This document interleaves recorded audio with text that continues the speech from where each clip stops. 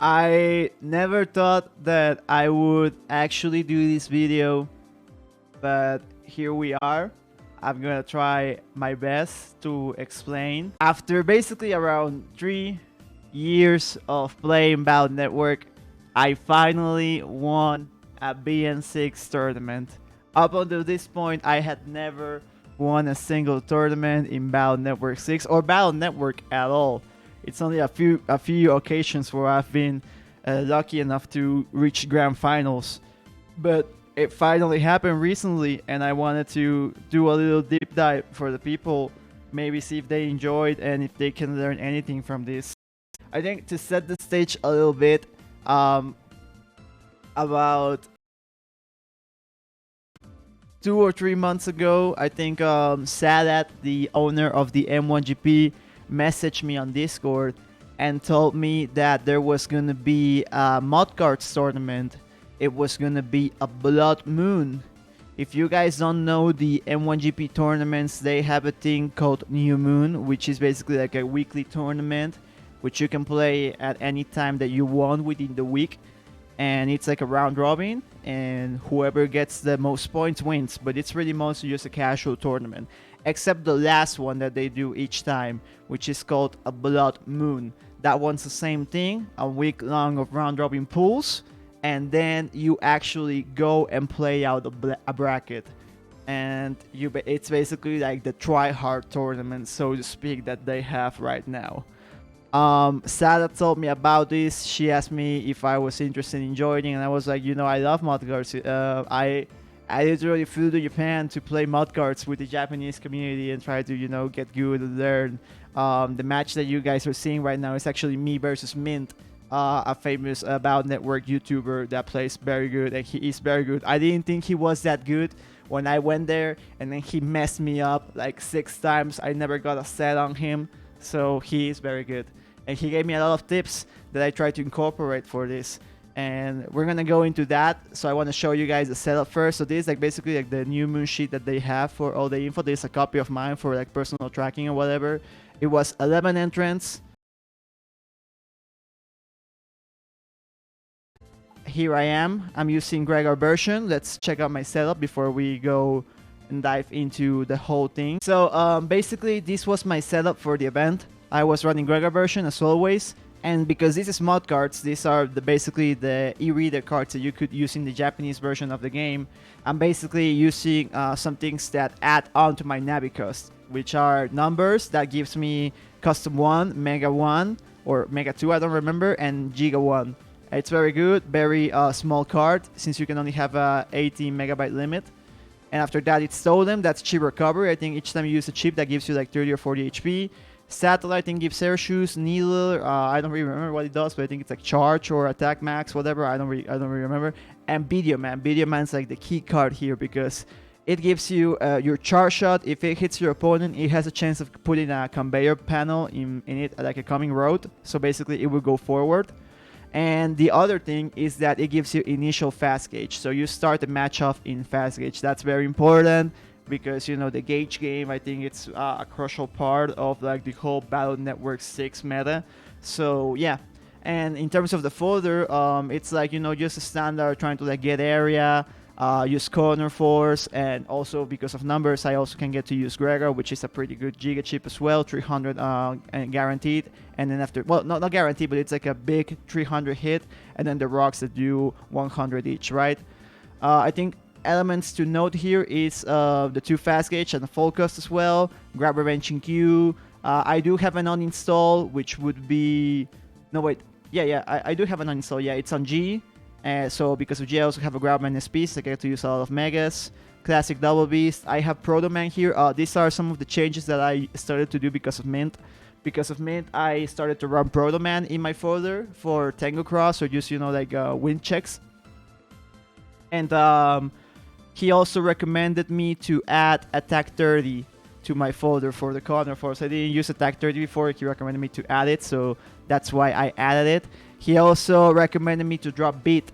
I used to run Beat before, and he told me that I could change that and add another custom one. So I'm in custom 2, thanks to numbers, and an extra custom one in the Navicost.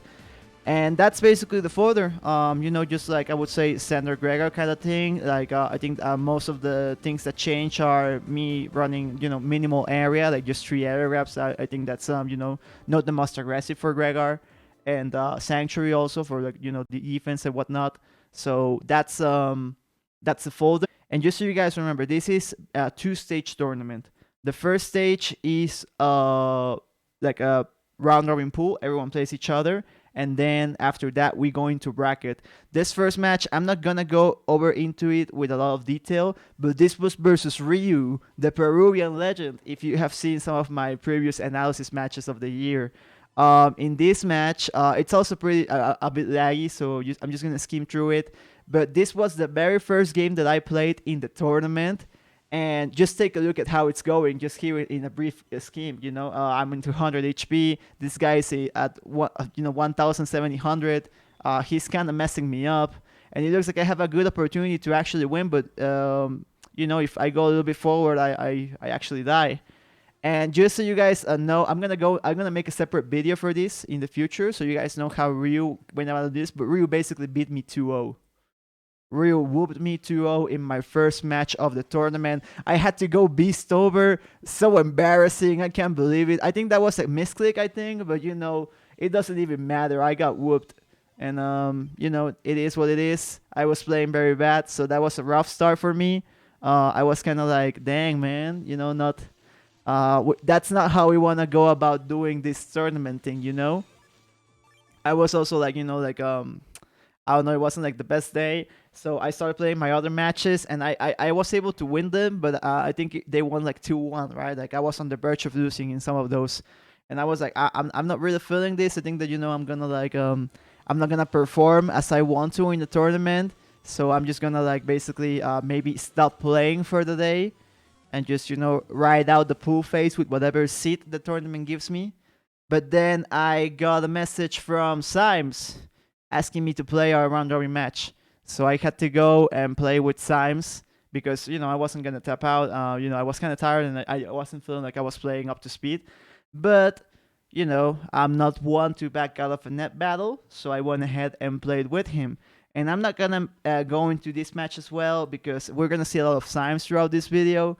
But I was thankfully able to beat him 2-0. And we're gonna go and take a look at his setup so we can understand better how that came about. But after a really bad start where I lost to Ryu, and then I was really not playing good the rest of my matches, I was very interested to find that, you know, I could beat Symes, who is a very good player. I think I would dare say he's the best in the N1GP right now, with a clean 2-0. I think that I was very surprised by that. So I was like, okay, well, you know, we take those to the bank, baby. And so I was able to advance to the bracket stage with a high seed. It's not like the highest, but I think I got to be seed number 5. And seed number 5 basically allowed me to start in, how would I say? I think it's winner's quarters. Yeah, I started in winner's quarters. So I didn't have to play like anything before that. And that was pretty good. When I played that one, I played against Desmond, who is from Vietnam. You can see here. I think he was running based on the color of the Mega Man he's using. I think that was Planet Man, maybe. It was a very interesting set, a little bit slow, kind of like Ryu's. But I was able to win 2-1. It was kind of close. It was a 2-1. But I managed to clutch it out.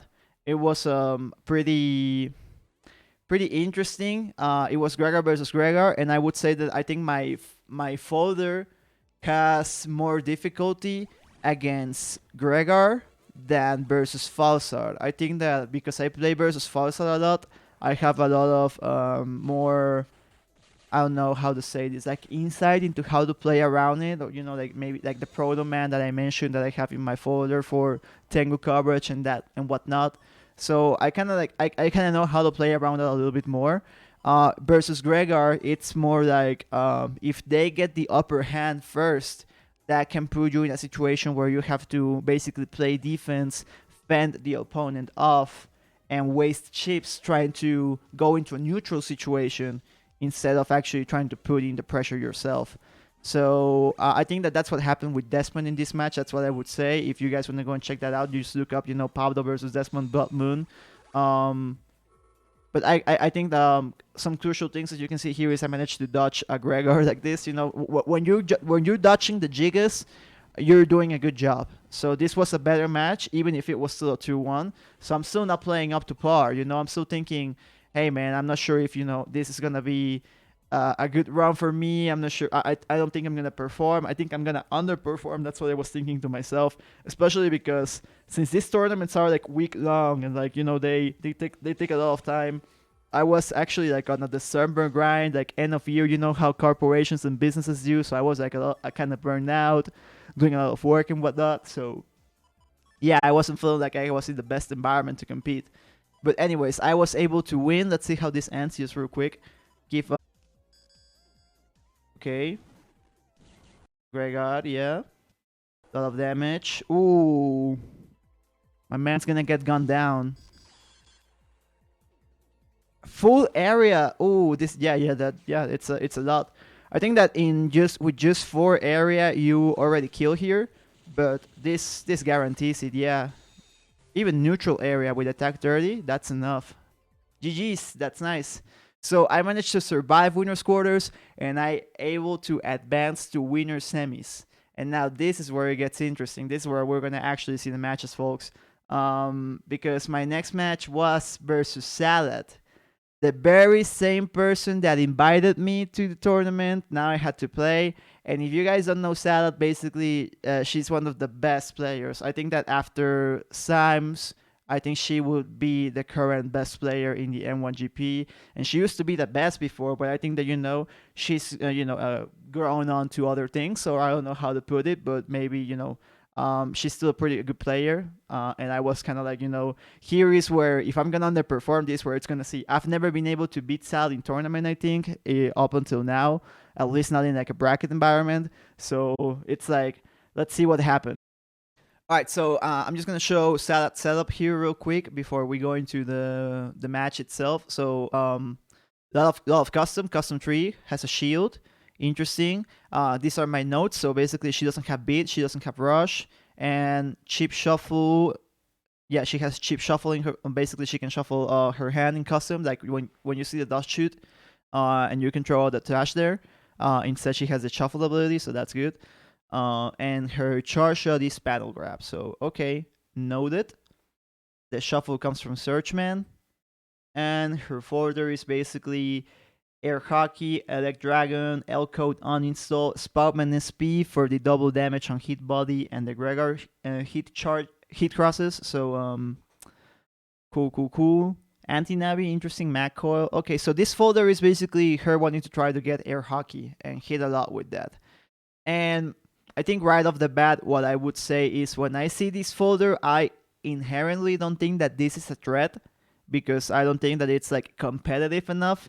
But this is Salad that we're speaking. She's one of the best. I've never been able to beat her in a tournament, so I can't underestimate her, even if she is playing a folder that may not be as serious as you would think. Despite of that, we still gotta play out the set, so let's run it. Let's see what happens. Match number 1. Let's kick it. And like I said, I'm not feeling that hot. I'm not feeling confident, but we gotta play it out. We can back out of this. You gotta play the tournament. You gotta compete, and thus we are competing. I just want to make a shout out real quick to the music in the background. If you guys can hear it, that's my homie Darren Beats from Monterrey, Mexico. Does pretty good music. I usually do video game music when I play in tournaments, like Battle Network, tracks or whatever. But for this one, I don't know. I just wanted to do something different, and I did this. And I also did this match. Let's see how it goes. I keep the same hand from before because I have the Life Aura. I have Color Box, so I got lucky and got the Imbiss. I'm playing it out here because we're in Fast Gauge. I get 2 turns.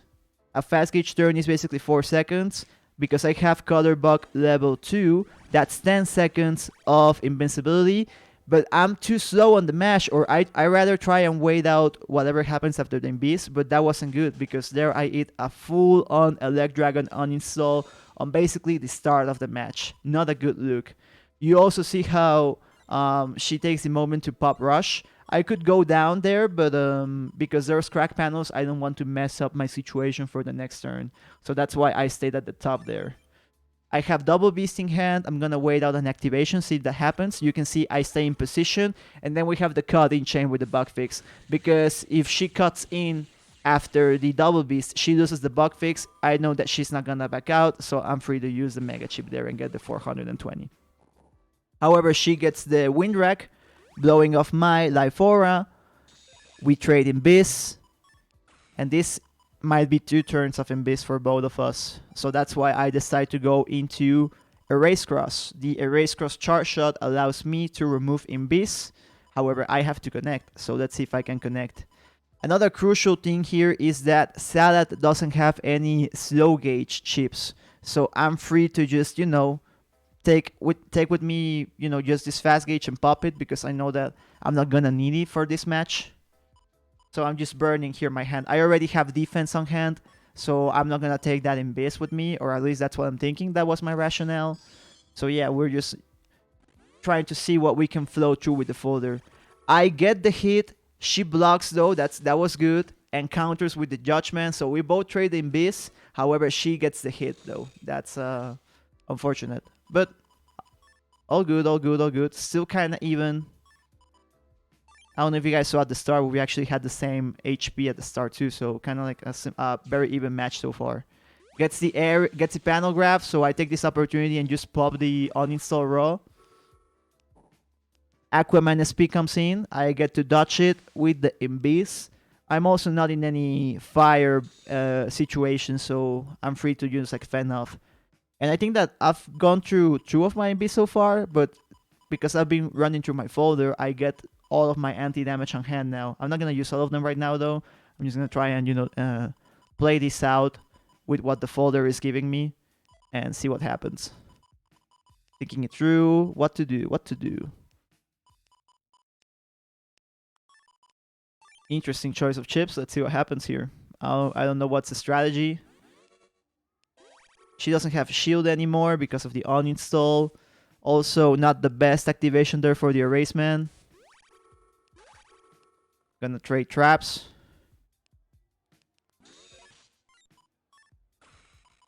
I'm able to change into Charge Cross here because I know that I don't have to worry about Spoutman SP anymore.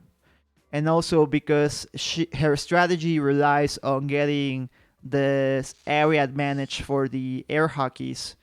I know that there isn't much risk of her going into Spout Cross. The panel grab's gonna hit me, gonna pop my trap. Not the best, but all good, all good. I think I'm gonna drop the hand here. Yeah, I'm gonna burn the hand, fuck it. Not the best thing to do, but hey, I'm just trying to I'm trying to stay competitive here. I did have the full cost after it, but I didn't want to give away that that I was burning my grabber wrench. Or at least that's what I'm thinking, that was my rationale. And we're turn 9 already. Interesting. Getting rid of the aura, sorry. Panel grab. Ooh, but I recognize that I'm not sure if I knew already that was an anti-navi, but I was just gonna pop in the chain with the panel grab. So that's the thing with panel grab CS or any CS any charge shot that's gonna do time freeze. If you can cut in, that basically forces them to it's like a double-edged sword. It's good because you are baiting activations from your opponent, but also it leaves you open for people to activate. So I'm not sure if I was aware that was anti-navi, but I was able to cut in, and that was even beneficial because yeah, we're gonna trade traps, but at least I'm not gonna make her get the area against me. So that's good, especially because I burned my grabber wrench already. So yes, I think that's my last Imbiss. I'm starting to see some of my damage chips start to appear, so I'm thinking of what to do here. And looks like I'm gonna take a full hand, even if it's a fast gauge turn. And take a good look here. We see the we see the beast out. If she's doing beast out, my idea is her strategy is gonna kick in now. I've played Salad a lot, and I know that she play if her strategy goes around doing a certain type of chips, like like real time chip activations. Usually the beast out will let me see that this is coming. So here I'm just gonna try and mash my activations. I pop the trap, and I am also gonna pop the Imbis, because I know that the next thing that will most likely come, since she already used her Elect Dragon, she already uninstalled me and all that kind of stuff, is that she wants to air hockey me now. She wants to do the thing. So now the strategy is to not let her do the thing. Good so far, double ground man. Gonna get a lot of damage, that's good. And I'm still in base, so that's gonna ride out for another turn. I can maintain my defensive position here. And she wants to get those air hockeys, so she's gonna try and wait out an opening from me in my defense. That's why I'm gonna stack even more defense. Or at least I think that's my rationale. Interesting. I think I want to confirm the Gregor with your Aceman. But it's that's the thing with the race, but we're gonna see in a minute. Okay, anti-damage. So I activate anti-damage while I'm still in Biz. Protoman's not gonna hit. I think she's flashing. I don't know why though. And the Imbis runs out. She goes for the air hockey. The air hockey, I think, is not gonna hit me, or maybe it is. It does hit me. Oh, she activated too, but she was in my area, so unfortunately, the Gregor doesn't connect. Goodbye, Salad. They're avoiding one of my Gigas. We mentioned that before. I think in the match with Rio or Desmond. If you dodge the Gigas, that's a good thing. I mean, it's obvious, right? But it's really a big thing. It's crucial. That's basically avoiding 600 damage. However, it's mud cards, baby. I have another Giga. Okay, and now we see Spellcross. I mentioned this before. This will only happen unless there's like a option where she does want to get some damage off on me with where I'm in Fire Body. However, good sequence here. Grab Revenge versus the Erase Man. I'm gonna lose my area, but I do get the Giga off. Not the best damage, but it's still good damage. And also, I avoid her trying to do any water damage against me. That's the good thing, because I don't want to get decrust. That might, I have a good HP advantage here, but the decrust can just be like a momentum swing, depending on how she does it.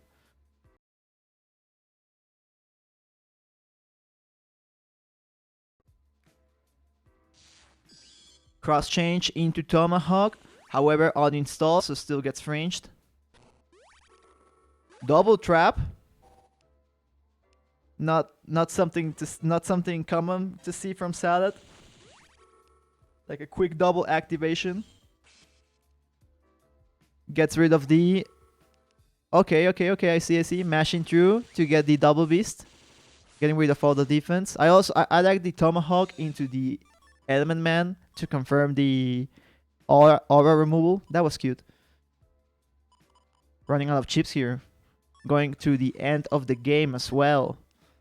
Let's see what's the play here. Going into a leg. Maybe gonna try and pop some panels. I think that might be the thing. Yeah, I think that might be the play. Yeah. I think it didn't work out quite like I wanted it to though. I think I did a lot of damage there. Final turn. And I'm not. Yeah, I think that this is how you know I'm playing bad. I want you to slash cross instead of going beast over. And that's like I'm not considering any of the damage. I just know, okay, we're gonna damage judge. I think that I'm in a pretty good spot HP wise, but this isn't what you want to do. I think it's funny if you try to look at it from like a BM standpoint, but that definitely wasn't my intention. I was just dumb enough to not think about going into beast over on the last turn to just trying to play it safe. Anyways, I still get the game though, so we'll take it, baby. Let's go. Good start. Surprisingly good start so far. Especially considering that we're not playing the best. And I think that this gives you some room of comfort when you are up in one game, but also it's like you wanna close it out.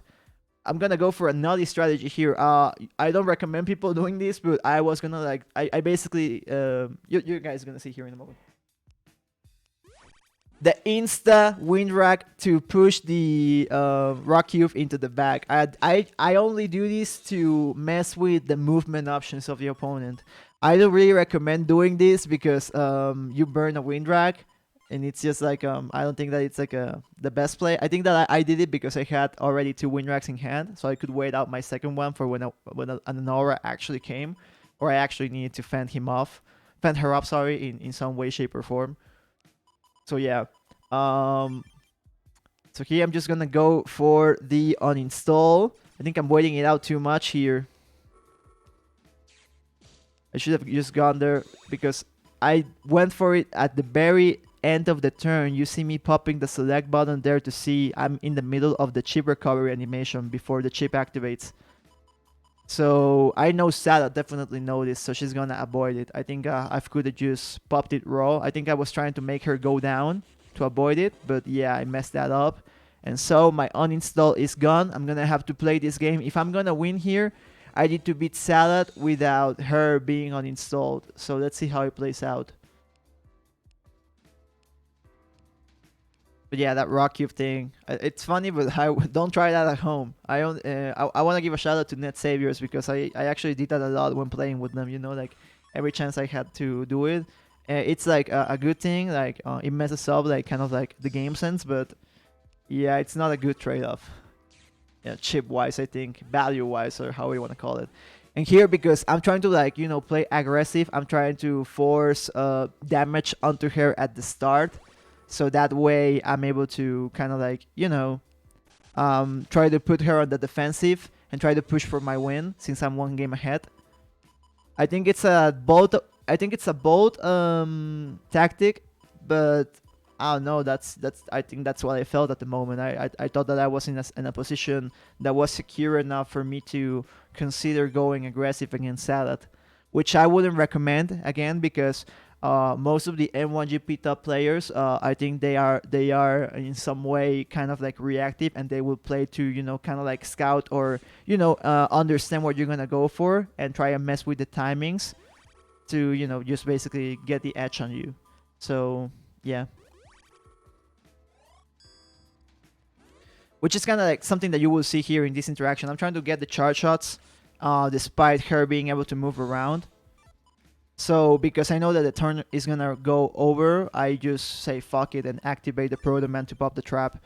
Usually you would want to get rid of the trap before with the charge shot to get the confirmed hit, but the turn was running out. I didn't want to lose the value of my chips because I know I was definitely I wasn't gonna go to the next turn with just a Proto Man in hand.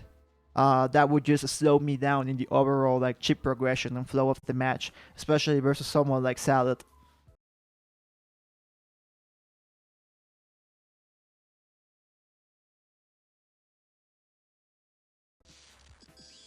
Tango Cross comes through. I do keep my hand, but I do use it for full cost, so that's why I kept it. Just burning through the turn there. Salad still managed to get rid of the aura while I was in Tango Cross.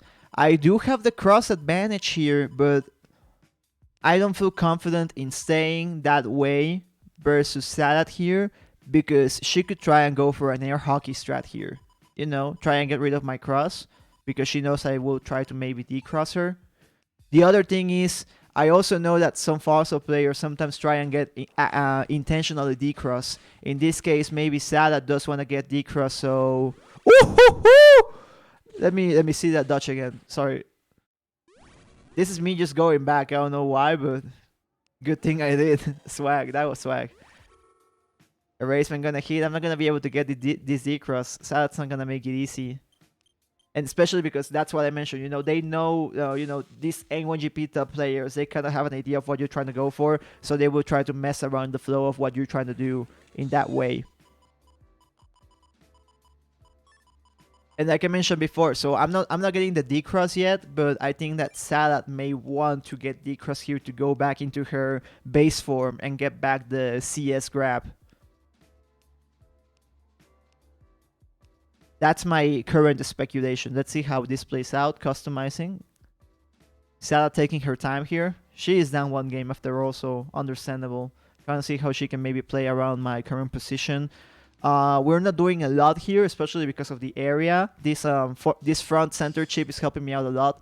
But this front center area, sorry, not chip.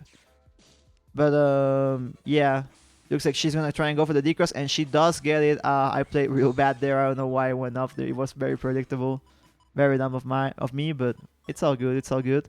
We're still in this, still somewhat ahead in the HP.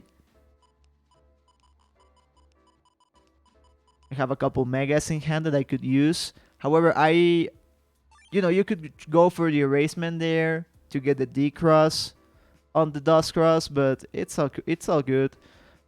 This is mostly her trying to like maybe find the uninstall. I don't know if I've been uninstalled yet, and also maybe trying to get the Cup Batch and Hockeys. That's my speculation though. I haven't been tracking what she's doing with her hand so far. Aquaman SP gonna connect. I popped my Abyss first. I shouldn't have done that. I should have waited it out, but okay. No matter, no matter. Still kind of competitive. I'm down on HP now, so I gotta start worrying about, not trying to make her gain more momentum. These double beasts could help me. The 420 damage would surely put me ahead in the HP race.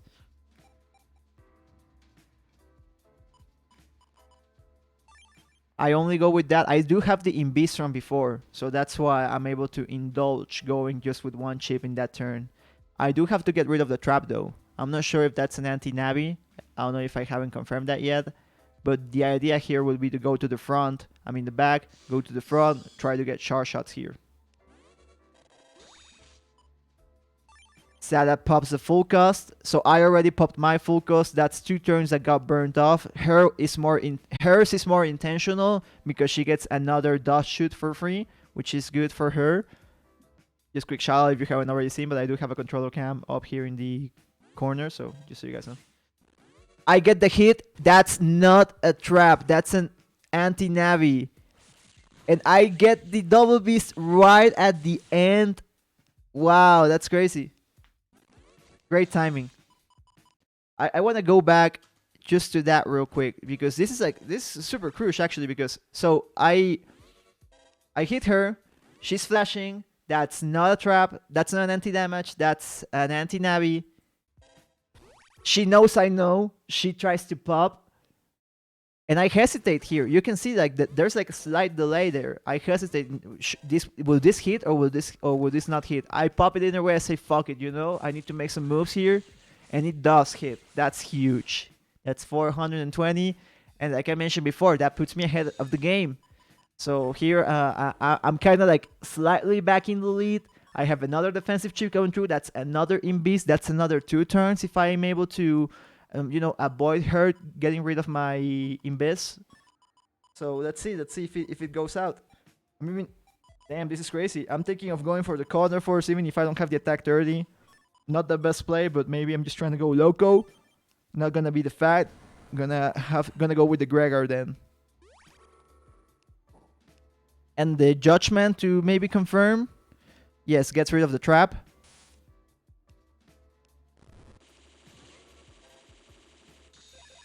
Ooh, turn goes by too fast. I don't pop it. I should have popped it, but I think she's holding on to something. I think she has defense, so that's why I didn't pop it.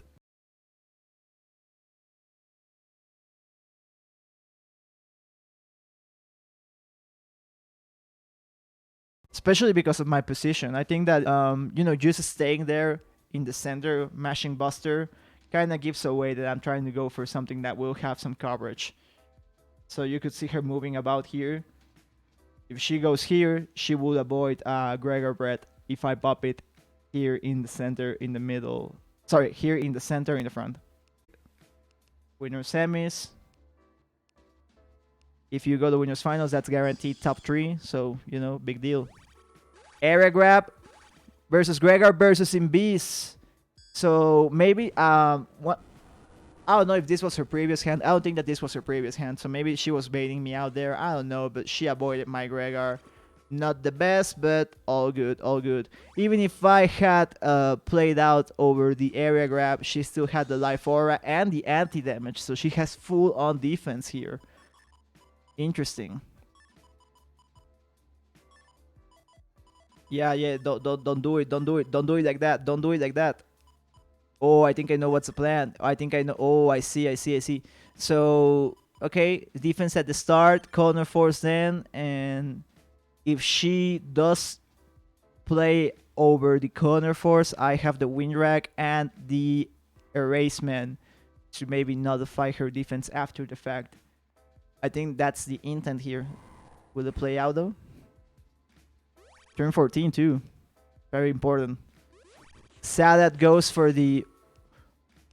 Oh, I should have. Oh, that's bad. I should have activated there. I should have activated my eraser. I don't know if I have activated there, if it would have been in the center or if it would have been in the back. I'm not sure, but either way, I do get some damage, but not the most damage I would have wanted. It's the final turn. This time, I don't forget to beast over. And yeah, this is just random. Like it doesn't even matter what I do with those chips. And good thing that I did beast over, because if I had done the same thing as the previous game, I would have gotten maybe, you know, frozen there. And I don't know, I'm sure that there's going to be an air hockey here. I think I remember that an air hockey was thrown out at the end. So maybe I wouldn't need a lot of damage. Surely enough. I don't even know what's the damage judge here. I don't even know how it plays out.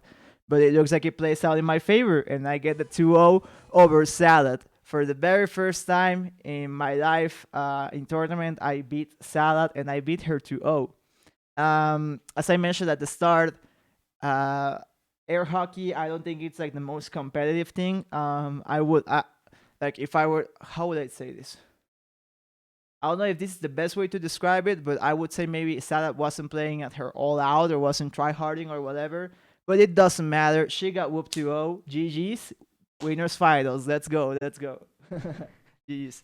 All right. So after playing with Salad and advancing to winners finals, I was feeling kind of surprised that I had made it this far, especially because you know, I think I wasn't playing very well. But it was being good enough for me to advance, so we take those to the bank, baby. And now I was in winners finals and I had to play Symes again. As I mentioned before, I had to face Symes in pools. I got a 2-0 on him. However, this is the second match that we play, and I mentioned this already. Symes is very good. Of course, he is gonna adapt and probably try and beat me this time around. So I gotta be on the lookout. He is most likely gonna try and play against what worked for me in the first set that we had. Let's take a look at the setup real quick just so you guys can see. So it looks like, interestingly enough, notice that he doesn't have any Navi chips here. It's all just cards, not any Navi cards in general, just like general cards, so to speak. So this is similar to what's the name?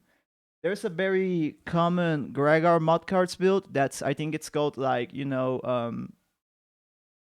I don't remember the name in Japanese, but it's basically like a Gregar build that has 2100 HP and all of the cards are support cards. There's not like a Navi card per se in the card selection. So it looks like Symes is going for a similar kind of thing in his setup. In his Nabicus, he has Beat, Custom 1, and Shield, as you can see in the image, interestingly enough. So you gotta watch out for the Beat here. Can't pop a Navi chip without making sure that Beat's out of the game first. And for the folder, so this is our code, looks like. Going for Bug the Thunder. And because of numbers, also has the hub batch support, which is very strong. If I uninstall him, he is able to pop the hub batch again and basically kind of like omit my uninstall, so to speak. I also gotta watch out for the bubble stars, getting uninstalled by the heat dragons most likely, or whatever he could use from the R code to beat me. Also gotta watch out for the Spout Man and maybe the Tomahawk Man if I find myself in Electros. So Yeah, this folder seems to be looking to play around Gregar, some type, but also has pretty good support for Falsar, I think, especially with the Tomahawk. It's a good option select because it's wood and sword type, so also works versus Tengu in Falsar version. The other important thing is he has Jelly.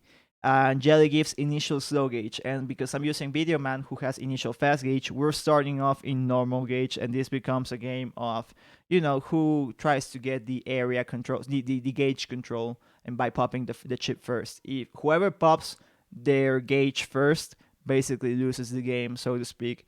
So be very mindful of that while you look at the following set, because this is winners finals. Let's get this money. Let's see how it plays out. I'm playing more Darren Beats music because, well, I was feeling nice after winning versus Salad, and I really enjoy his beats. So I said, why not? Let's put some more. We're starting out. He has numbers, so he has custom HP bug. We can see that the HP bug has a stop, so that means that he's most likely waiting for me. I'm thinking of my hand. Not the best options. I don't have any defense in hand. I'm considering maybe crossing out, but I want to maybe try and gamble, play my luck with the color box, see if I get maybe Invis or green invincibility. But it looks like, no, it looks like I'm just going to play out. I'm going to go for the cross. Yeah, I'm going to go for the cross, yeah. You see the fast gauge there at the bottom. I'm not going to use that, so it's like I effectively have custom 5. Popping the Groundman for the beat.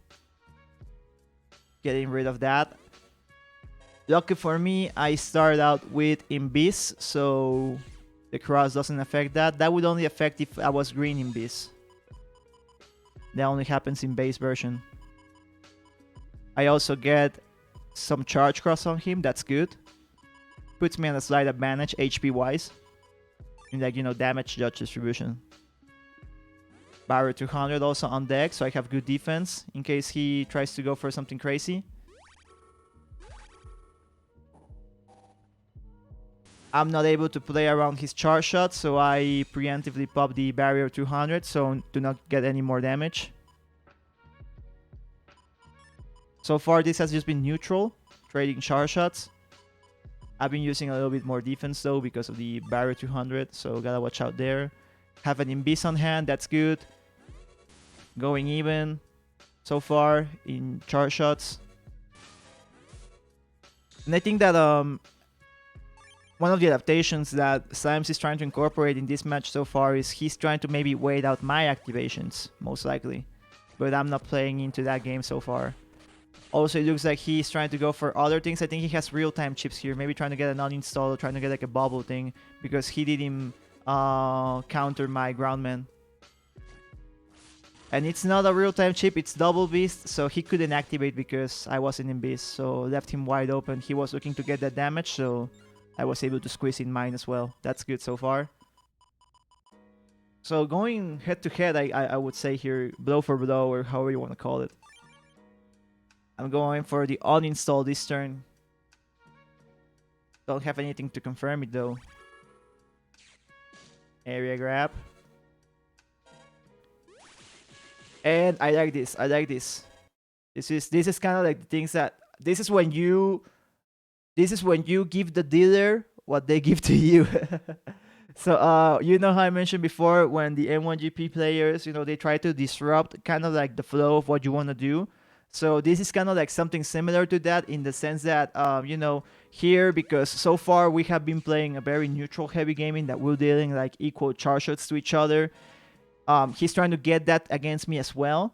You see my position. I'm going to the bottom. Maybe I'm trying to bait him to go to the bottom as well to confirm my mag gun one hit.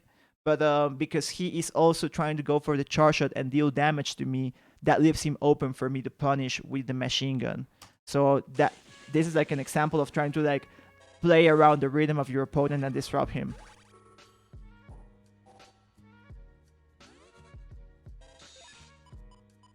And he had the life aura too after that, so that's the kind of stuff that you hate to see because it's a similar thing to what happened to me versus Salad. You saw how I had the Invis and then I had the life aura and I didn't use it. Similar thing. You usually want to try and wait out your opponent's reaction to you being open, being left vulnerable. But if the opponent maybe is aware of it, or maybe is just not gonna do what you think they are gonna do, then you're leaving yourself open for a punish like that, just point blank getting uninstalled. Bogdan Thunder comes through. I go for neutral area here. And I just gotta dance around. Just gotta dance around. The turn ends, I don't pop my life aura. Big mistake. Big mistake. And I say fuck it, and I don't pop it. I go for my next turn. I do that because I am aware of the risk of keeping my life aura. He could go for a slow gauge, and I would be left basically open for him to punish me for an entire slow gauge turn. And I don't know about you guys, but I personally don't enjoy when they try to, lock you in a turn for 16 seconds. So obviously I'm gonna try and avoid that. And you see here the area grab. Oh, gets lots of damage. Not the best. Gonna have to, just pop this real quick, and maybe no, I don't go for the turn yet. So usually here, one of two things. You would either pop the full cost immediately because you took a lot of damage and you just want to like bail out, you want to eject. Or if you think that you are good enough to survive or avoid damage for the rest of the turn, then you would do this. You would burn the next turn, maybe trying to like just drain out the game's resources. So far, no one has popped the gauge. Very mindful of the circumstances. I have some defense there. And also some megas. Let's see how it plays out with the Gregor too. Element Man, no defense versus that. Gonna get the D-Cross, that's good. Hop Badge, I know that's an opening for me to get my defense in. If he cuts in, he loses the Hop Badge, so he's not gonna do that. I could have danced around a little bit more here to stun with the Judgment Whip, but the books are all good. The books are sufficient for flinch. And here another bad example of there is times where you don't have to push A, and there I could have waited out a little bit more time before pressing A. Still, good thing I get the charge shot and burn the Invis off of Symes that had just activated it to avoid my Gregor. However, do note the position. I have the Bogdan Thunder right above me, and I'm still in the end lag of my charge shot, and the race cross charge shot is very long, so I'm gonna cross cancel here to be able to move and not be open to get hit by the Bogdan Thunder. That will also give me more time with anti-damage on in case anything else happens to appear.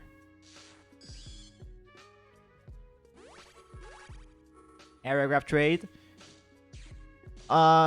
Within the context of this folder, I know that Symes has 4 area grabs, so most of the time I'm just trying to go neutral with him when he tries to do aggressive area play. As you see here, I'm waiting out my area grabs for when he uses his, so he doesn't get any positive advantage of me. I don't want to get area here, I just want to go neutral most times. Especially because, I don't mind having neutral area because I have attack 30 for my counter force, and that's sufficient. That's if I had like an extra row. Instead of the area grab, you have the attack 30 there for the extra damage. So yeah.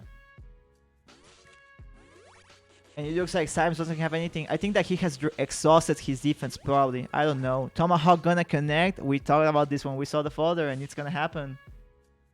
I could have also maybe have finished the fight here if I had moved better with the busters.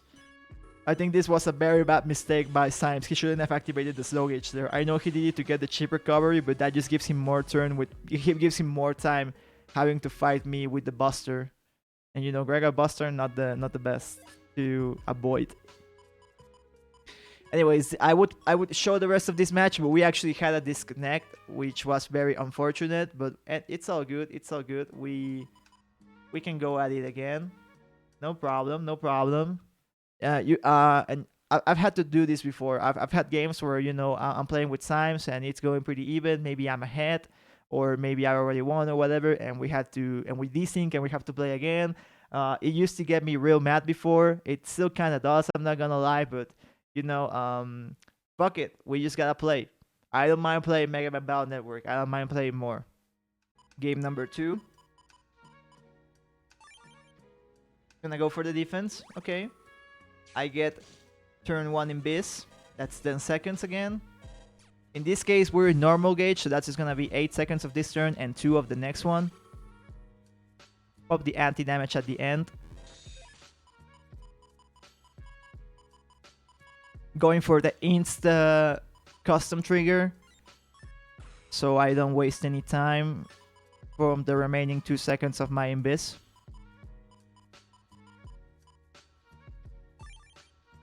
I pop another Imbiss into my hand for the next turn, trying to extend my intangibility.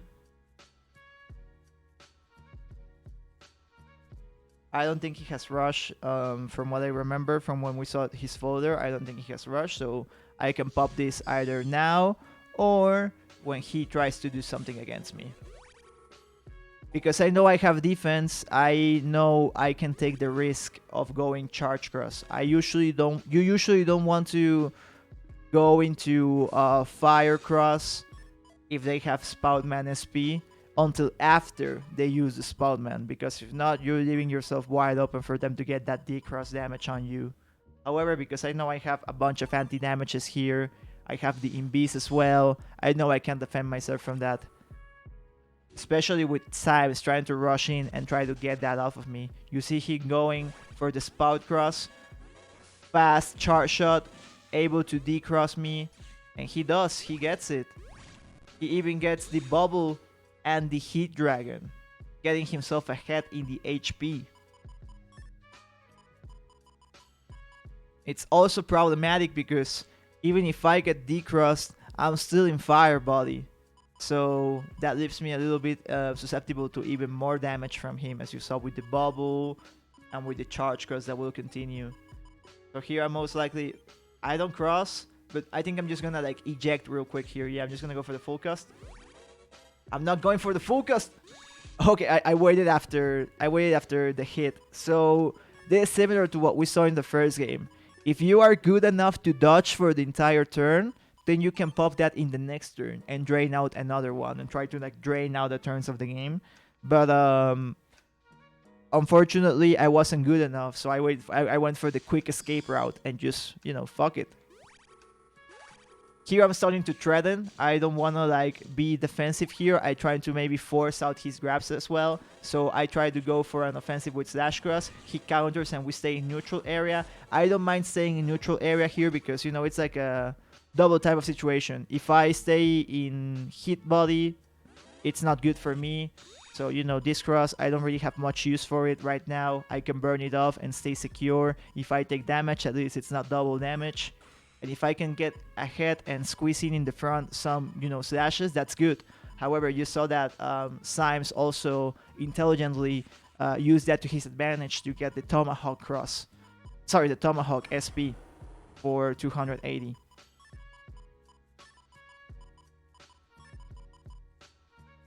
Gonna go for the Beast Out, not sure why.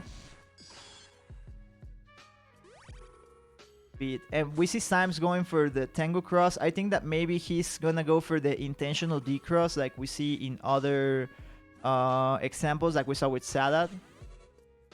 Erase Man. Ooh. Get the stun. Trying to get the charge. He mashes out. And I burn an Imbiss. I think that was very bold and risky of me. You shouldn't do that. You shouldn't try and do that. You should just play it safe and use your defense. But hey, sometimes sometimes the impetus to swag out overtakes you. I think that's what happened to me. That wasn't the most smart thing to do. Pops the hop batch, gets attack 5, so he's gonna try and do what I was trying to do to him before. He's now area locked me, and I have to eat the full I have to eat the full charge shot damage for his Tomahawk Cross. I managed to avoid the first charge with the Judgment, sorry. I said Thunderman. And then I managed to avoid the second one with the barrier, so that's good. However, I don't know if you guys know this, but I also took my first fast gauge with me that turn, so I'm leaving myself open in case Symes were to activate.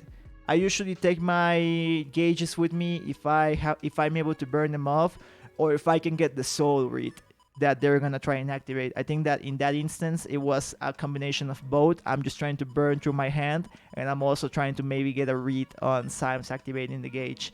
It doesn't work out for me though. And in situations like that, you would maybe try and play out the next turn with that chip because you could see it coming.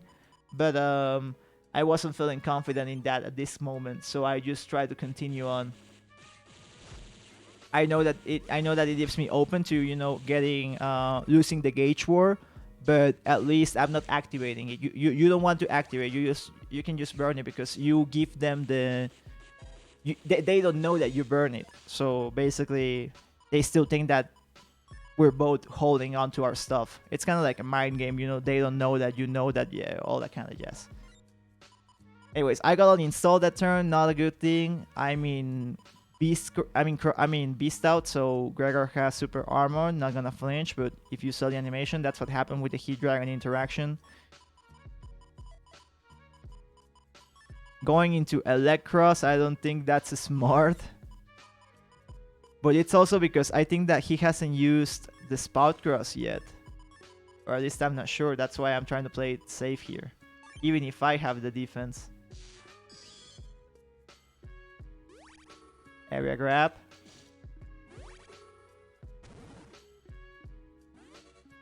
Yeah. He has... Symes has kind of like the advantage here so far. But, you know, I'm able to play cool. That wasn't a good thing. I let out my charge, and we also mentioned this before. Long end lag from the charge shot. So yeah, not the smartest there. I eat Bug the Thunder to the face. That's 200 damage and the stun. I keep my previous hand because it's double defense, so good to have. I think we're gonna see a gauge here, maybe. Invis doesn't activate. That's good. I think I meant to say nothing activates versus the Invis, so that's cool. I have some damage here, but not any way to confirm it per se.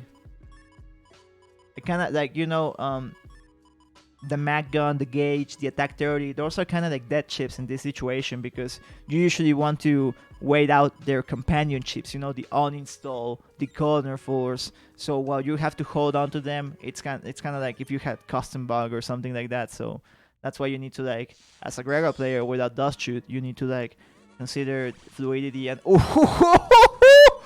oh, never mind whatever I was just saying. You know, this is why. Oh man, this was very bad. Oh, look at this sequence! Oh my god! And able to survive the double beast at the end despite the cutting sequence that just happened because of the sanctuary. That's you know, cutting damage in half, so able to stay alive. But oh man, just for how long? What's the play here? It's very complicated, I think. 1 HP. And I'm in a situation like Symes before. I have to burn chips to get the recovery, so I'm able to survive. I do this here with the fast gauge, but roll is multi-hit. Even with the sanctuary, I still go back to 1 HP. I already burned all my stuff, so I'm back to 1 HP and not able to save myself. So yeah, will I survive? I'm not sure, man. I did a pretty good job around until the middle, but then yeah, kind of like messed up. Did you guys hear that? That's an Invis, but whose Invis is that? That's kind of like a problematic thing. I personally haven't figured out that if both people have color bug and you hear the Invis at the end, I don't know, at the start, sorry. I don't know how you can tell if it's yours or if it's theirs. So that's kind of like a, you know, 50-50. I do have defense though, so I'm able to consider maybe not crossing out. Or maybe, yeah, I can maintain my base cross. And I do get the Invis myself, that's good. area grab versus the double beast. No defense to back it up. So I get the 420 on the start. That's good. And okay, just getting buster shots, putting in the panels. Good so far.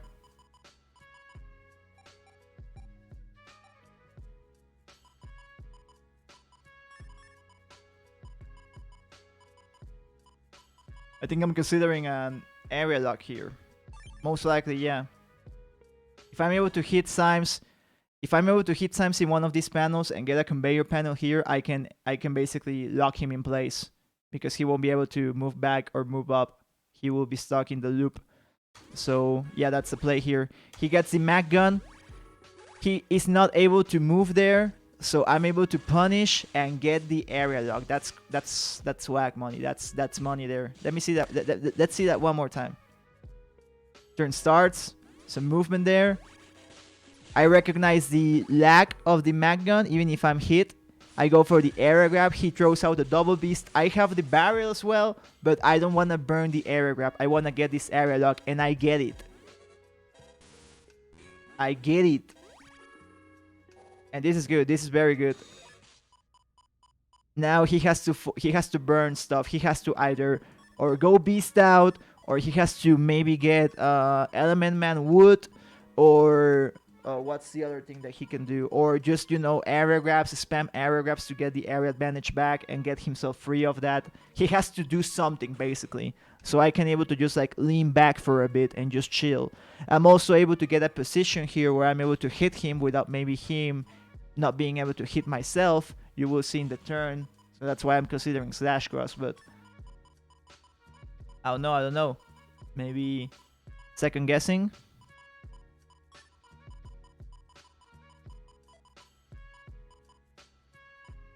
Yeah, kind of like a strange hand, so to speak. But okay, playing it safe. Has to go, yeah, goes for the element man wood to get rid of the panels. That's, you know, one option to do about it. There's still the threat, like, you know, this limits Symes like options to move around here because he could go back into that position if he doesn't play smart. Like you can see how every time he goes forward, he tries to step back and go all the way down because he knows that, you know, he's still open to maybe get area locked again. And despite that area lock, I'm still down on HP. So, you know, it's like I was able to get momentum. That's the way I would put it. Maybe some value in terms of, like, you know, forcing him to burn some chips. He had to use a mega to get himself free of that. So that's at least something, right? It's all about what wins you can get in this type of game and try to squeeze the most out of those wins, like those interactions within the game. I have the uninstall, no way to secure it, but fuck it. I also don't have any defense, so that's why I'm considering crossing out to avoid any potential ×2 from the Spoutman.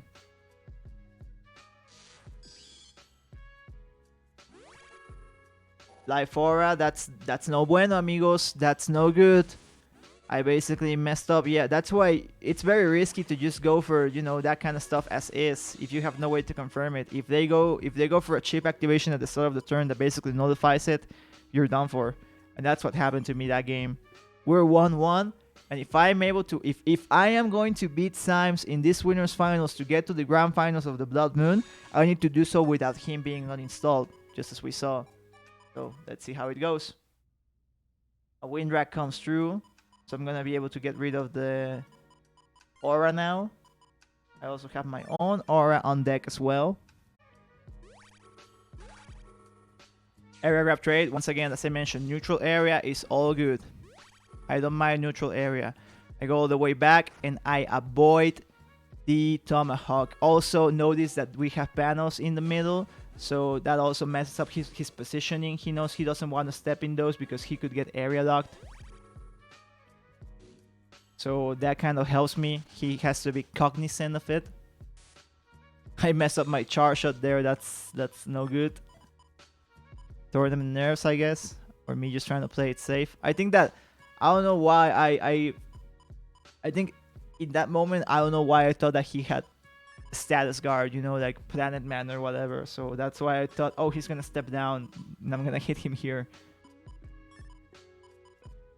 But yeah, no. What's it? Oh yeah, it's the ground one. Okay. So I already burned the life aura off of him, so I can use my second wind rack for whatever I want. In this case, I use it to burn the anti-damage. Pops the invisible, so I can counter with the ground man. Get damage off, that's good, but watch out here. Arrow grab again. I think he's used all of his arrow grabs now. And he's got the row lock on me, the column lock, sorry, so gets the decross and another charge shot there, forcing me to have to fight back with the area. I know he doesn't have anything breaking, so I can go into slash cross without much issue unless he crosses out. Even if he does, I have my grab revenge. So yeah, not gonna be able to get the decross, but I can get the grab revenge. However, it's stopped by the anti-damage. I'm gonna get one row back, and I'm gonna have to force him off with the damage, with the slash.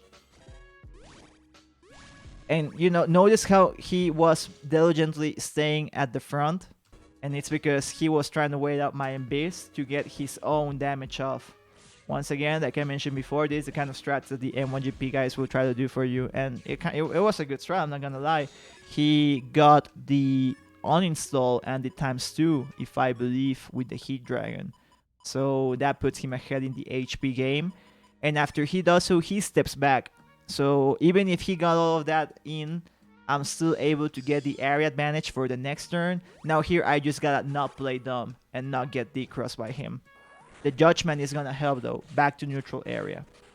Not the best, but hey, as long as we're even, that's all good by me. Especially with this Gregar on hand. Can we get it though? We do get it. He gets the Invis off, giving me wide open. And you saw the insta of that Gregar. Let's see the player cam real quick.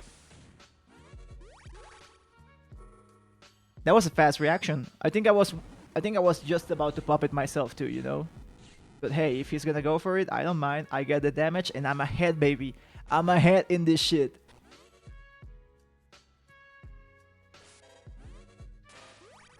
Invisible at the end. This is good. This is a good position so far. I need to maintain it though. No one has popped the gauge yet. I have my 2 gauges here. I have the attack 32. So gotta watch out.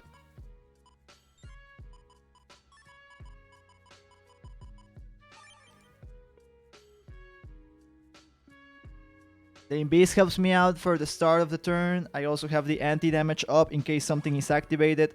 The slow gauge by Symes finally appears. And you know what I said before, if you pop the gauge first, you're leaving yourself open to losing. So let's see if we're able to commit or follow up on that. Element Man real quick, just, you know, just 100 real quick. Trying to maybe bait out the defense or something, but I think that by this point maybe he doesn't have any defense left. I'm not sure, I'm not keeping track.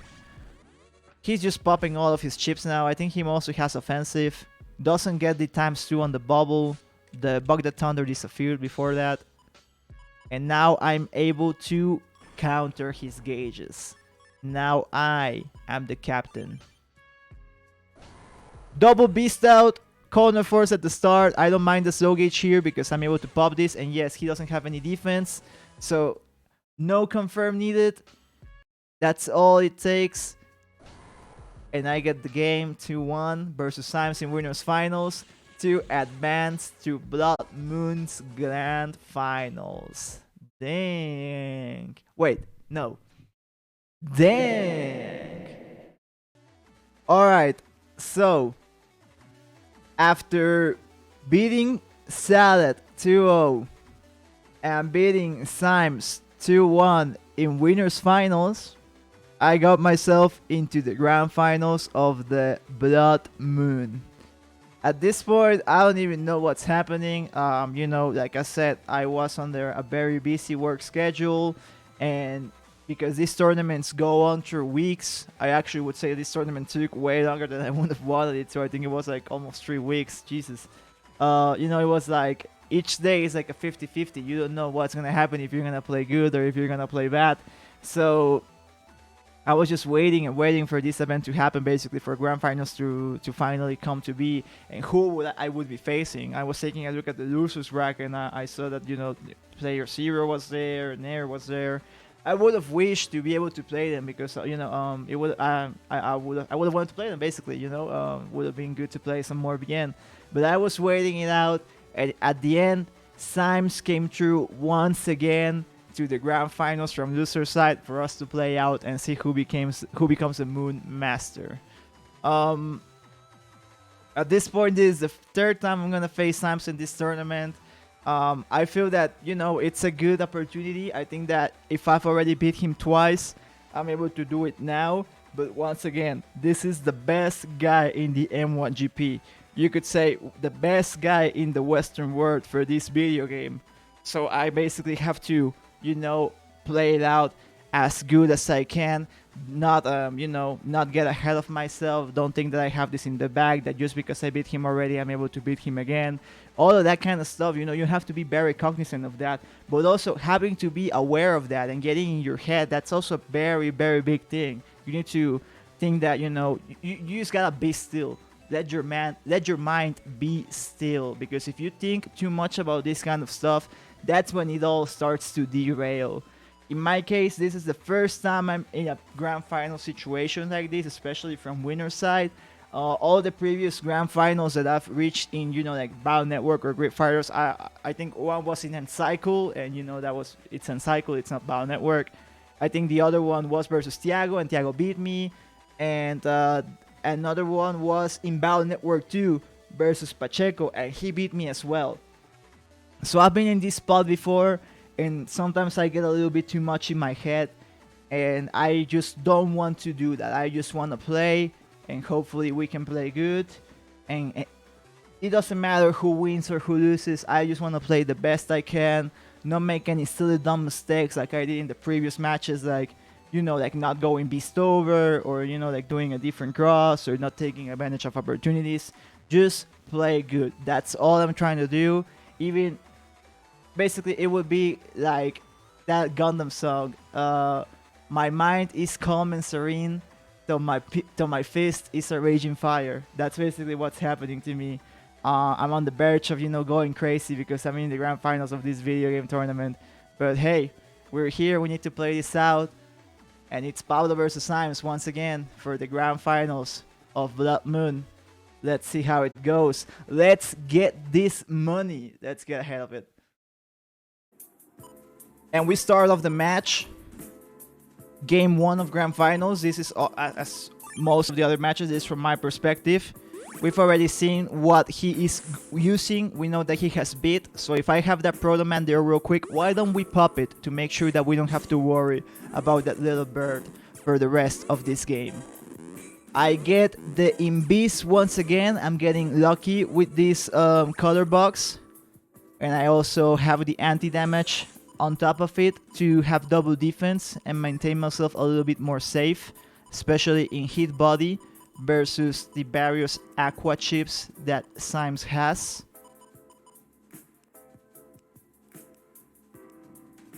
I'm using the same track that I played when I fought Salad in winner semis. This is from Darem, and it's called Alrededor de Nosotros, which in English would be around us. And you know, I felt it was very thematic for me, because, you know, I really felt like around me there was the energy of the moment, of the chance of maybe this happening. And you see here that I played a little bit more safe in this instance, because my Invis is about to run out. I do have the anti-damage on top of it, but I don't want to risk myself being wide open to water damage from Symes. So I just bail out with the full cost.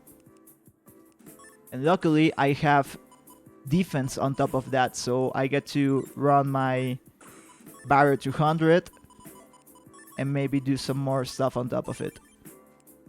Changing the chip order at the end. Also changing to slash cross to avoid the ×2. Growlman activates. Nothing trades with that.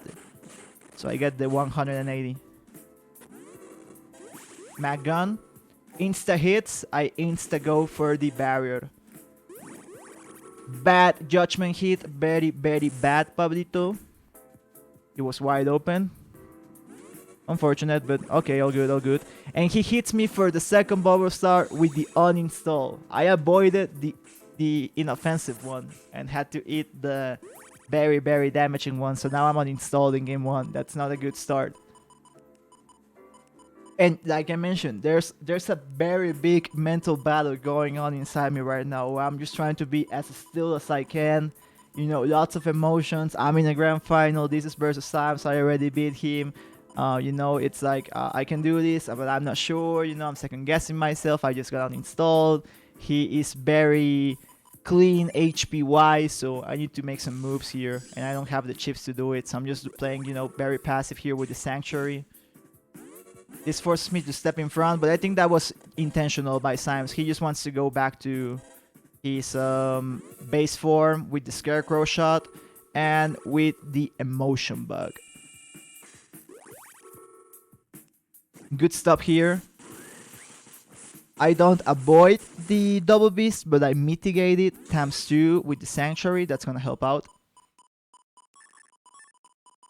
I think that there's some exploration to be done there by, you know, these guys want to get on. These guys want to get D-cross when they go Tengu in situations like this. So maybe, you know, being able to recognize and play around that is something that could be. I could look into that. I haven't done that yet. Okay, we trade. We change crosses. Life Aura comes in. I'm able to go into Charge Cross because I know I have the defense to do so with the Life Aura. I also recognize that he is wide open after the Charge Cross, the Charge Shot, sorry. I know that he is gonna take one of my Holy Panels, but if I'm able to D-cross him by trading with that, then I'm fine with that. It's a big thing in this game, you know, being able to recognize the trade opportunities. And trying to identify the value real quick out of them. So, you know, it was like, okay, I'm going to lose a panel. I have still other 5 left. So I think I can spare it if I can get this D-cross. And he wasn't the fastest counter activation from the Raceman to get him, but, you know, it still worked out. So all good. I'm low on HP, but, you know, still competitive is the way I would put it.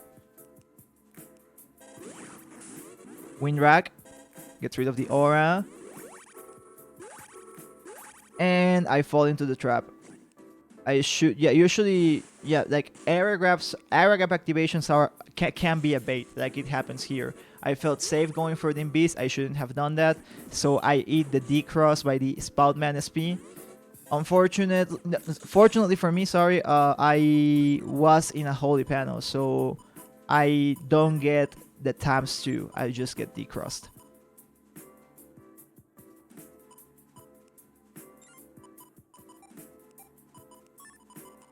Now there's no Spoutman to worry about, so, you know, but I'm still thinking about what to do in this case.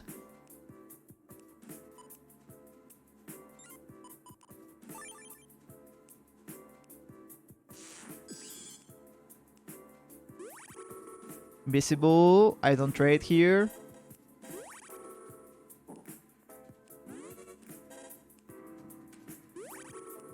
Grab Revenge to get rid of his Beast and get my area back.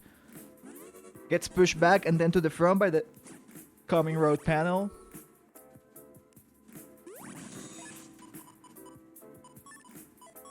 Hits the Heat Dragon, gets some damage in.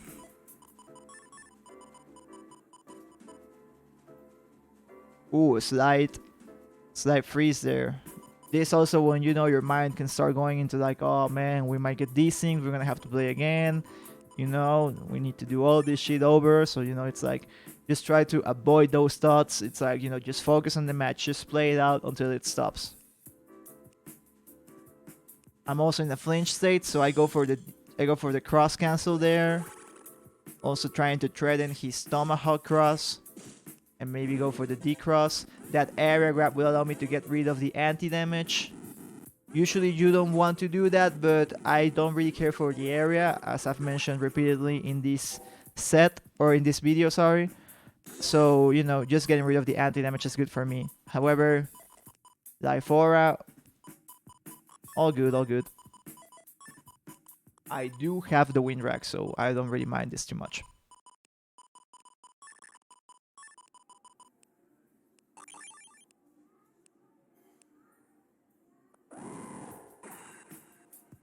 Beast is out. I get the wind rack remove. I get the life aura removal, but I'm stuck in position, so he can go and get the judgment, get rid of my trap. What's he gonna do? Gets the bug the thunder. Ooh, maybe trying to bubble me. Yeah, I can see it. But I get the decross. That's good. Look at the movement there. You have to go and walk with them, you know? So let's see. Moving around, going to the front. This is crucial. This is the crucial part here. So you guys, usually I think that the way I would put it is there's two ways to go about trying to get like a movement read, or trying to like hit here. You're always gonna shoot in the middle. That's a given. But like if you go and meet them, because you're in the same line, they can't, you know, they can't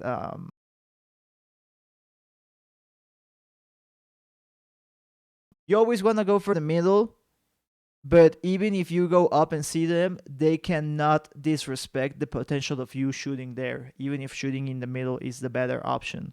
So if you walk with them and then you go down, if I can just get him moving into the middle, which happens here, then that's all good, baby. I got what I wanted. I got the decross that resets his charge, so the turn goes by and he only gets one charge off. That's good. I also have my Giga with the attack 30, so I do have a position here, especially with my other Gregar Giga as well, so it looks like I'm gonna go for that one instead. Beast out.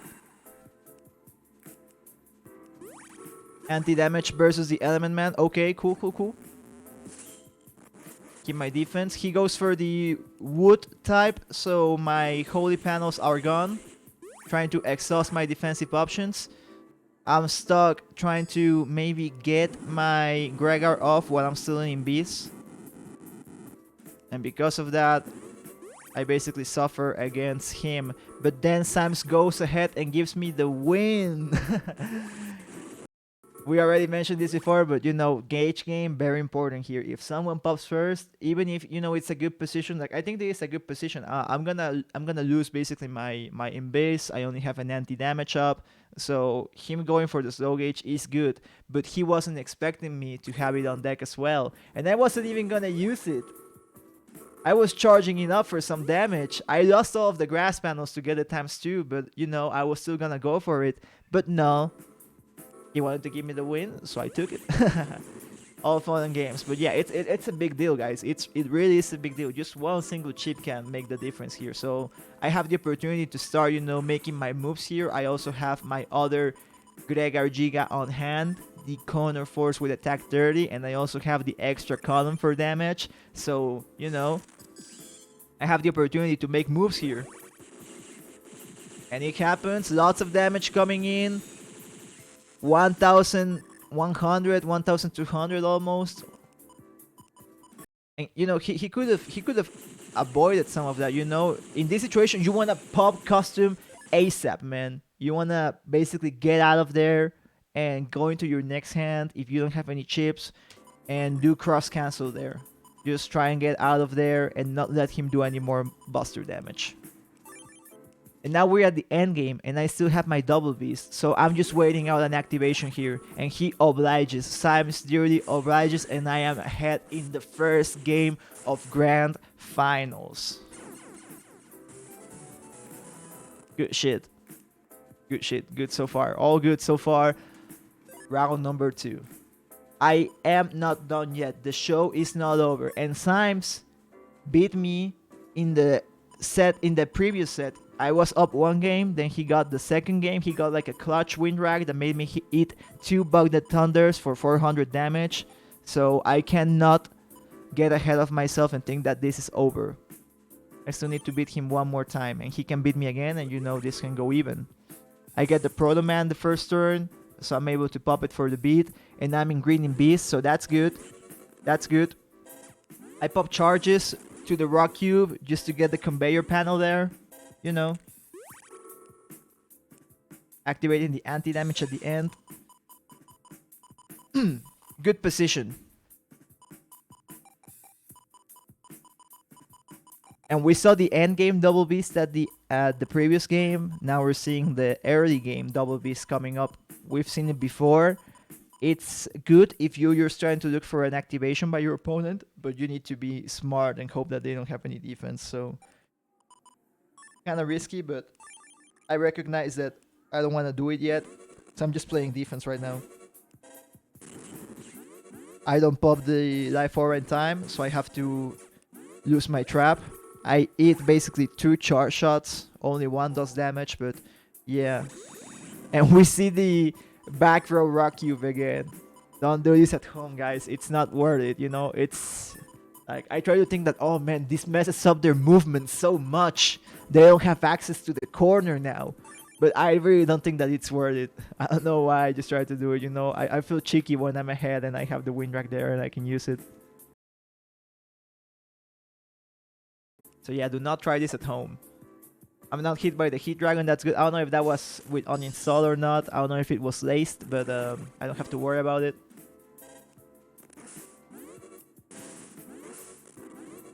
And I'm just saying in you know, these 2 rows. And I get hit with the spout man for ×2. I should have recognized the position. Usually when they're here or when they're here, they're most likely gonna go for the spout man because that's where it hits for that damage. And I also try to go for my defense too early. Most times when you see me being hit by the spout man is because I'm trying to be too early on my defense. Usually when you see me avoid it is because I successfully waited out.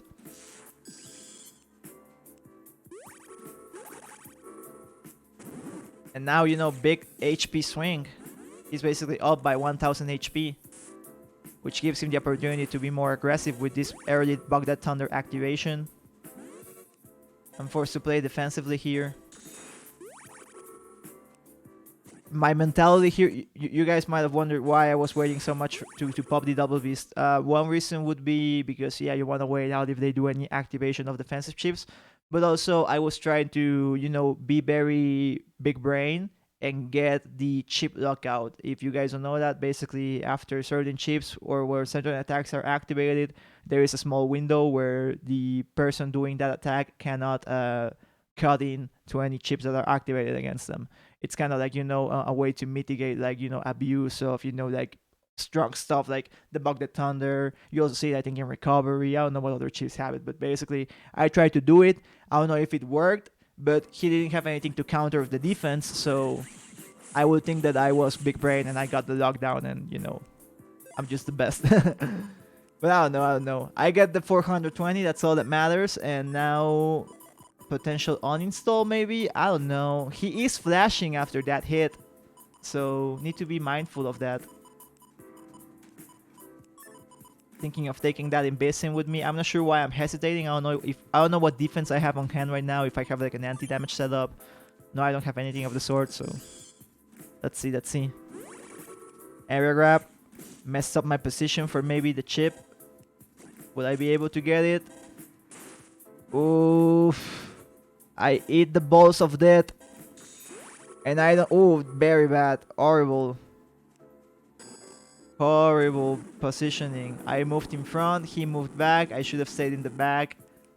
I still get the rocks off, but yeah, not a good move. I think that if Symes cross cancels here, he can maintain his trap. But I don't know if he will do it. It is Tomahawk cross after all. Very important cross to keep. Yeah, you can see how his trap is still up because he's still in the animation of the Baghdad Thunder. So if he crosses here, he could maintain the trap. Let's see if he does.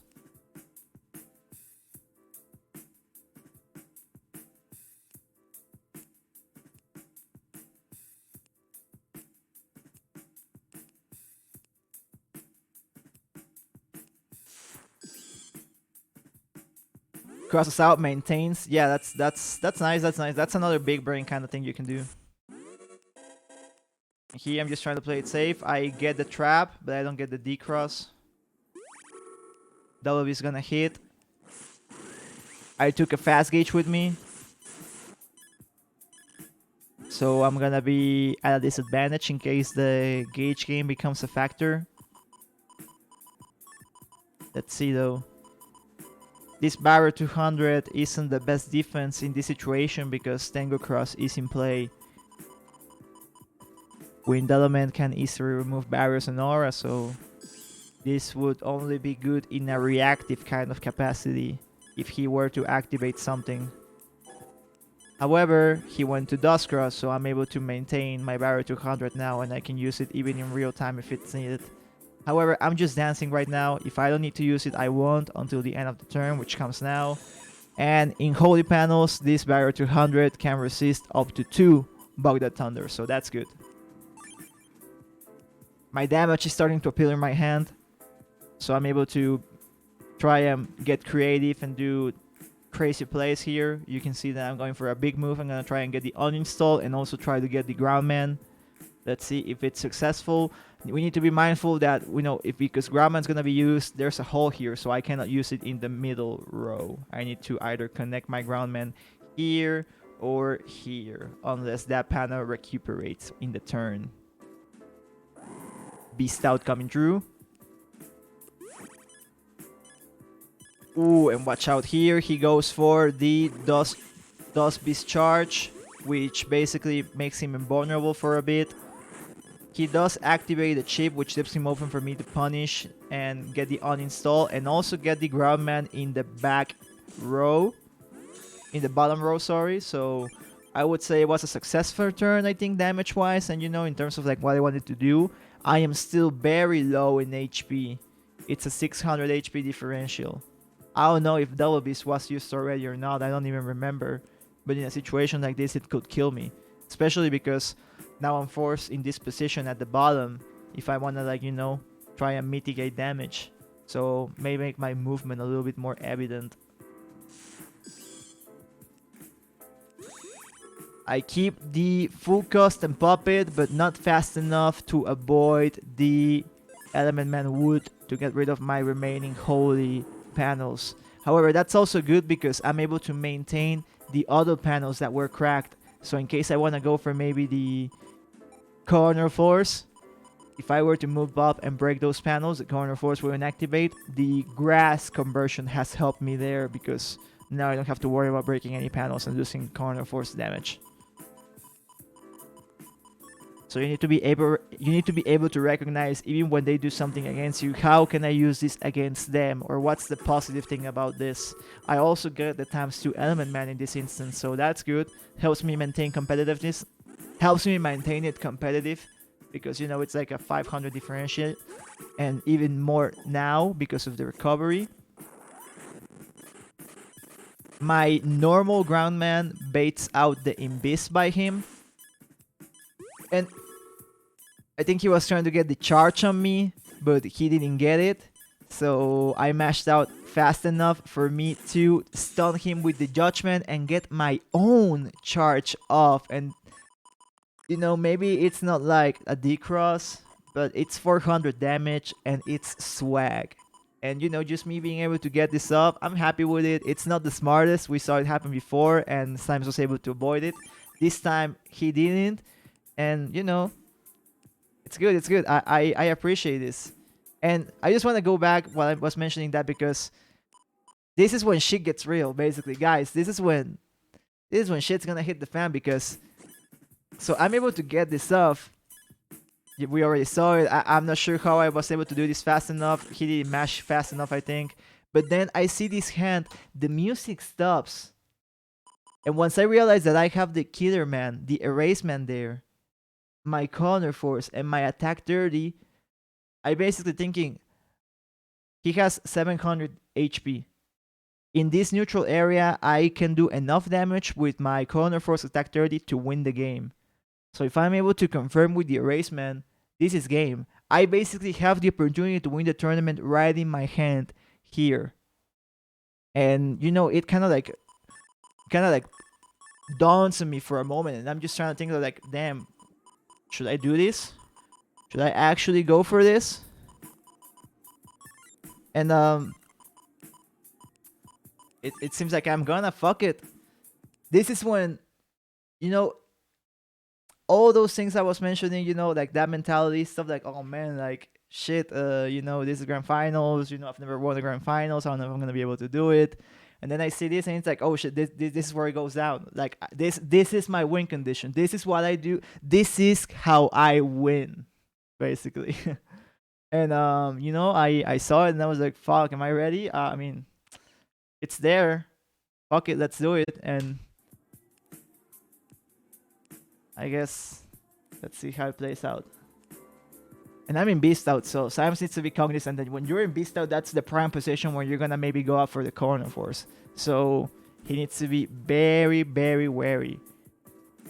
He doesn't know that I may go for it this turn, but he knows that it is a possibility within the context of my Beast Out right now. He goes for the Spark Cross. I instantly pop up my anti-damage and he goes for the roll. Leaving me in 51 HP. Oof, oof, oof, oof, oof. And you know what? You know what? Let's let the casters run this one.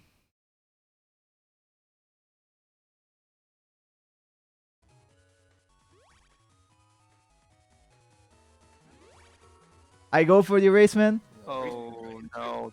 This is it. This is the kernel force. It's gonna be connect right off of that. Oh no. Oh no! This is the kernel force. It's gonna be. Who was this? Buster Cannon. This is Nerds, most likely. Yes, this is. When you see the erasement, so the position here basically gives it away. I get the erasement. My logic here was how would I say this? So the roll sneaks in here. Yeah, the roll puts me at 51 HP. Very concerning, yes, because I'm very low in HP. Anything can hit me now. My rationale here is that I don't know if he was uninstalled or not, but I was at that moment I thought this guy is uninstalled. He cannot go back. He can only go up or down. So if I step forward, I can hit my erasement and it's confirmed. Unless he has a barrier or an aura or whatever that comes out of his ass, I can get my confirm here and I can win the game. I think he did have air shoes or whatever, and he could have stepped back, but you know, I went for it, and oh, oh no! This is it. This is the kernel force. It's gonna be. And indeed, it is the kernel force turn. Wow! And I got the kernel force off. Pablo takes it. That's enough damage. Well played to Pablo right there. Both players putting in some work, but thank you, Nerit. I think Symes popping the slow gauges earlier. He had such a good start to that. Thank you very much, Nerit. I wish we would have played, man. Jeez. And that's. I just wanted to show one last thing from my perspective before I went on to wrap the video. So this happens. The video ends. I forgot that this happened from my perspective, but basically, the video keeps playing for a moment because I was basically popping off in this instance. I was going off. I was crazy. It's like, oh shit, this actually happened. I won, and you know, it was I don't know what to tell you guys. But I was popping off. I was thinking I was gonna, I don't know, like I was gonna turn on my mic and I was gonna like talk some crazy shit or whatever. But I said, nah, man. You know, this actually made me go back to my Christianism and be like, you know, God, please help me out. You know, God, my Buster to win this tournament. So I really felt like, you know, this was a release. This was something like very important to me. Like I was able to finally win a tournament in the M1GP after, you know, so long me playing, you know, all the stuff that I've lived through. If you know, that kind of stuff. So you know, I was ready to talk my shit, but you know what? I was just like something just like washed over me. And I just felt like letting people know that, you know, it was fun. GG's. And thank you so much. Thank you so much. And thank God as well. And that's how. But after all that time, that is how, ladies and gentlemen, that is how I accidentally won a Mega Man Battle Network tournament and became the best mod cards player in the West. GG's. GG's. Salute. Cheers.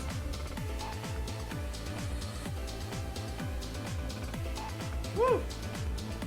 Long time coming. GG's to everyone. Thank you to Salad for hosting. Thank you, Sims, and whoever else played. Very, very good games. GG's to all. Thank you so much. Play Battle Network. It is a very fun game. I hope you guys enjoyed this analysis.